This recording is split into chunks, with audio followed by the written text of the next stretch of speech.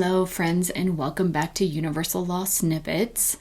Today, I'm going to be talking about the law of rhythm and shadow work, which I don't like that term at all. I'm going to be honest with you. This might be kind of controversial, but I hate the term shadow work. And so I am going to reframe it for you today because I've reframed it for myself. And so it's a little bit maybe less intimidating if you find it intimidating at all. So let me tell you my thoughts about shadow work, which I will change in just a second. Okay, so when I first heard this term maybe 5 or 6 years ago, I was very confused. What is shadow work? What does that even mean? How do I know if I am truly going in deep enough into my shadows in order to reorganize my thoughts, reframe my mindset, clear things out of my subconscious, release energy, whatever you want to talk about?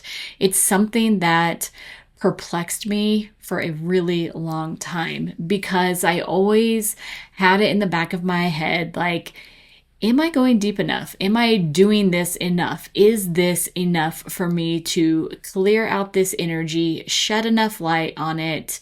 It's kind of a very common term that for me has lost a lot of levity and gravity because it's tossed around like nothing. So I was thinking about it this morning and I was thinking like, ugh, shadow work. Like it's perfect for this particular law, but I hate the concept of it because it feels like inside of us there is this like deep, hidden, almost scary notion of something that's hanging out in our energy and we just have to go in there and shine a flashlight on it and get rid of it. And I don't love it. Okay. I don't really like the word work at all when we were talking about energetics, because I think that when you are really flowing in alignment and you're listening to your inner authority, then it's not really work at all. It's just like letting the energy move effortlessly through you in the way it wants to. Okay. So how was I going to reframe this concept of shadow work? And I thought, like, what around me feels like it is coming up and kind of showing itself all the time for me, no matter how much I clear it out. But when it comes up, it's not going to be like here we go, more shadows to deal with, okay? And so I thought, oh, it's dust bunnies. So from here on out, I will no longer be using the term shadow work. I do think that, there are polarities, and I do have a course called Shadows and Illuminations, but from here on out, I shall be calling or referring to shadow work as energetic dust bunny clearing. Okay, and so let me explain where this came from. Okay, I have 2 dogs. I have a German Shepherd and a Golden Retriever. If you have dogs, then, or you are familiar with dog breeds, then you know that the amount of hair that I have swirling around me it's forever. It's like it's as infinite as the possibilities around me. Like there is always hair in my life, and that's fine. It doesn't bother me. I've had Golden Retrievers for I don't know, like maybe 20 years, and a German Shepherd is a new breed in the last like decade or so, but I like furry dogs. I like big furry dogs. Like I want to hug it like a teddy bear. But with that comes a lot of dog hair. Okay? And so I think of these dog hairs. If you have ever had a dog breed that sheds a lot, then you know that dog hair kind of collects everywhere, but sometimes it'll like clump up, and every once in a while I will come across this big giant clump of dog hair that's probably the size of like my sister's little I don't know, she has one of those little cavapoos, I think they are. She's like, this dog is like this big. I've had hair balls that I have found under the couch that are bigger than my little niece dog. And so this is what I think of when I think of what people would refer to as shadow work. When we are looking at things that are hanging out in our subconscious mind, or stagnant energy, or emotions that we have repressed and everything, when we are first starting on this journey of self-improvement or mindset management or spirituality or whatever you want to call it, we very quickly discover that there are a lot of programs running in our subconscious mind. These are what some people would call shadows, but I think of them more as like little energetic dust bunnies, right? Like all of a sudden they are kind of hanging out in the corner of our subconscious mind. We realize that, oh my gosh, my subconscious mind is just like completely reprogrammable. Look at this big old dust bunny up there. Let's go in there and start uncovering it. And let's like see what's in there, and let's like start unraveling it, and then start clearing it away and cleaning it up. It's not really scary when you look at it in terms of that, right? It's still considered your shadows, but it feels more manageable, at least for me, when I think of it as this like clumped up bit of dog hair.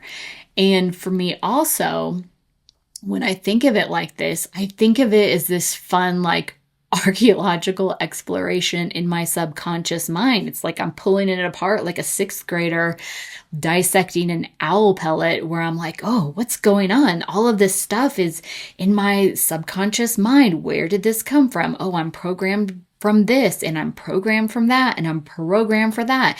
And then I can start unraveling it, and slowly I, pick up the pieces and I disperse said dust bunny, okay? Or I clean it up and just shoo it out of my conscious, right? And so the thing is that when we refer to these things as shadow work, then I think that it feels like if it was there once, then it can kind of start becoming dark again in our subconscious minds, right? Like once we've reprogrammed it, like it's never gone, right? It's like the dog hair that's in my house. It's never gone. It's always there. But when I think of it in terms of like shadows, I think of like the shadow like creeping up on it, like something from Stranger Things or something, where it's just kind of creeping in and it's like trying to overtake my life. But it's not really like that at all. It's more of when you go and you sweep your house, and then you sit down and you see like a little dust bunny tumbleweed that like floats by that you somehow missed, and you're like, oh, okay. That's what shadows would come up as after you have done that hardcore shadow work, right? So you go in there, you clear your dust bunny out, you're like, oh my gosh, that's amazing. I've already reprogrammed my brain. And then something comes along and it triggers you. And that trigger is like that little dust bunny floating around your floor, where you're like, oh, there it is again. Okay. How big is this little dust bunny? Do I need to do a lot of deprogramming around this dust bunny? Do I need to go over there and explore it a little bit more? Or is it just a little trigger that I can see and deal with in this moment and then just let go? It feels a lot more to me, a little bit more able to deal with, as opposed to shadows, because it's more tangible for me. For me, when I think of shadows, I always think of, how deep do I go? Am I going deep enough? Do I need to go and do this at an ancestral level? Do I need to go back 1,000 years and be dealing with what my ancestors brought in? Whereas sometimes it's just a dust bunny, right? It's just something that we have already programmed or deprogrammed or deconditioned our life, and it's like another little dust bunny coming through. Like, does this still bother you? If it does, go pick it up and go deal with it. If not, then just let it float by like an emotion. Okay. So that's my thoughts on shadow work. And I know that some people might be like, no, not correct. And to that, I say, I do not care. For me, this feels a lot more manageable and a lot less scary than, diving into the deep, dark depths of my infinite consciousness trying to unravel all of these things. I just think of it as a little energetic dust bunny. I have it right here, tangible. I can deal with it. And then every once in a while it floats by. No big deal.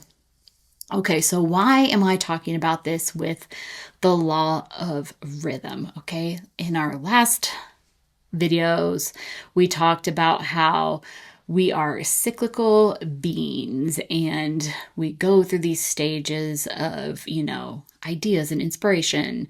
And then we get down to it and we go and we do the productive work. And then we, harvest whatever it was that we worked towards and we're, getting the fruits, and then we rest.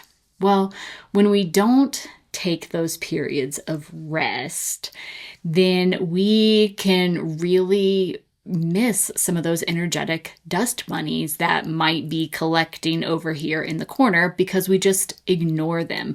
We just keep on pushing through and we ignore them, and they kind of just sit there and they just collect other little energetic dust bunnies like emotions or thoughts or whatever, and they just kind of build and build and build until you have, I don't know, like a chimera sized dust bunny over here in your corner that's like pressing down on you that needs to be taken care of or it's going to crush you. Okay, so law of rhythm, very important that we dive in and honor that final phase of rest so that we can notice the energetic dust bunnies that we stirred up when we were doing all of our fun, productive work, right? So I know this past year it's very big for me, right? I started my business. I have been doing this podcast for a while, but I started doing the videos on YouTube. I finished a book that I had been working on for 2 years. I released a book. I built a couple courses. It was a very productive year for me. Very, very exciting year for me, right? Good stuff happening. But I am now in this period of rest. And as I am in this period of rest, I am able to kind of like sit back and be like, okay, what is floating by me right now or floating in the outskirts around me that I still need to deal with? Because the fact is that we always are going to have these little energetic dust bunnies. No matter how big of an excavation you go into the depths of your subconscious, you're always going to have things that pop up and trigger you because that's just the nature of being human, right? And if they're not yours, then they're somebody else's or they're like ancestral or wherever they come from. You're always going to have those. But if you don't have this period of rest, then you might miss them and they might just start building up and collecting little other energetic bunnies that, kind of are the same vibration because like attracts like, right? So we want to look at those and honor those. And I know that in this past couple weeks, since I have been in this rest period, I have had a lot of things come up that I thought that I had dealt with, like I have cut the cords, I have cleared it out, I have tapped, I have meditated on, I have released the energy, and I thought that I had let it all go, but then something will come along. I will see a post on Instagram or I will hear a word and I will just be like, okay, and it's just a little energetic dust bunny. But if I just ignored that, then that would just continue to reaccumulate and hang out in my corner until I was, forced to deal with it again. So, energetic dust bunnies, formerly known as shadow work, it's the perfect time. The law of rhythm is the perfect time to start diving into this whole concept of like,